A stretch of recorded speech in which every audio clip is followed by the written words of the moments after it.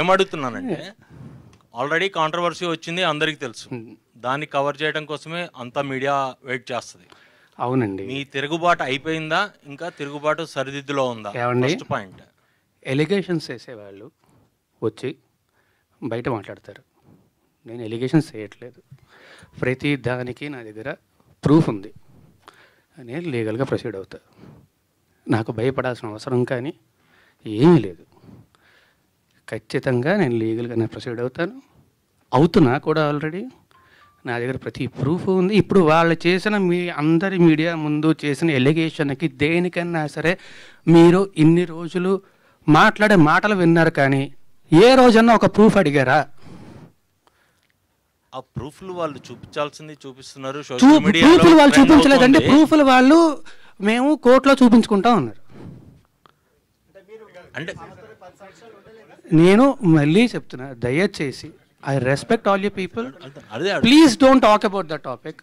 Cinema గురించి మాట్లాడుకుందాం. లేదు, ఫస్ట్ ఇది అయిపోయాక సినిమా గురించి మాట్లాడాను. సినిమానే, దానికేం ప్రాబ్లం లేదు.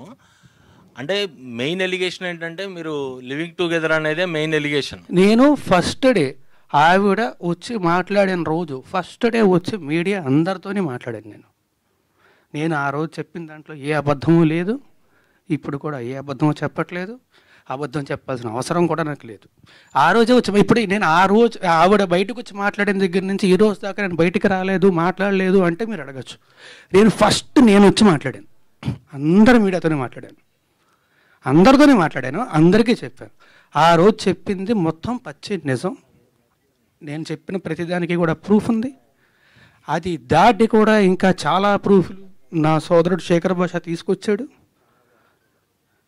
నా దగ్గర కూడా ఇంకా చాలా ఉన్నాయి. అందులో వేరే వాళ్ళ పేర్లు అవి డీటెయిల్స్ ఉన్నాయి కాబట్టి వాళ్ళ గురించి బయటపెట్టడం ఇష్టం లేక నేను అవి కూడా బయటపెట్టట్లేదు. నేను ఏది బయటపెట్టలేదు నేను. అండ్ ఆల్సో మళ్ళీ చెప్తున్నాను, నాకు ఆవిడకి వ్యతిరేకంగా ఏమీ లేదండి. నేను తప్పు కాదు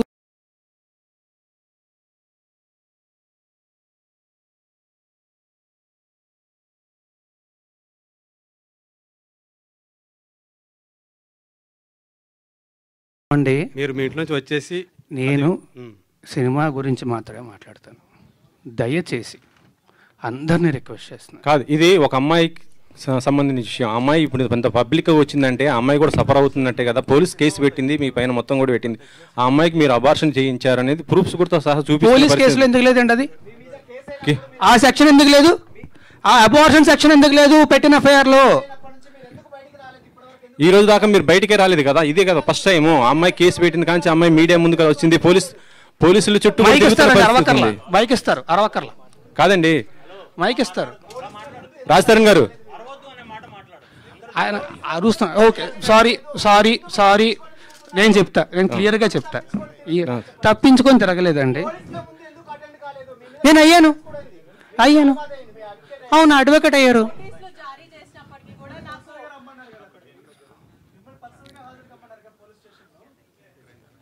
వాళ్ళు నాకు నోటీసులు ఇచ్చారు, నేను తిరిగి రెస్పాండ్ అవ్వాలి, నేను అయ్యాను.